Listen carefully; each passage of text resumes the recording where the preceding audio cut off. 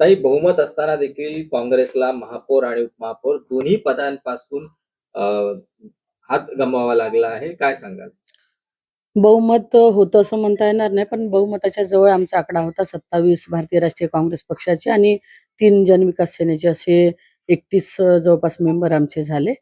पण यात आपण पाहिलं, की आम्हाला ज्यांच्याकडून अपेक्षा होती, जे घटक पक्ष आमच्यासोबत राहील असं वाटलं, त्यांनी भाजपाचा पाठिंबा म्हणजे भाजपाला पाठिंबा या ठिकाणी दिला आणि जे सेक्युलर पक्ष म्हणून वंचित असतील किंवा एम-आय-एम असतील, हे देखील या ठिकाणी कुठेतरी त्यांनी अप्रत्यक्षपणे भाजपाला पाठिंबा दिला. ते तटस्थ राहिले, काही सभागृहात हजर राहिले नाही.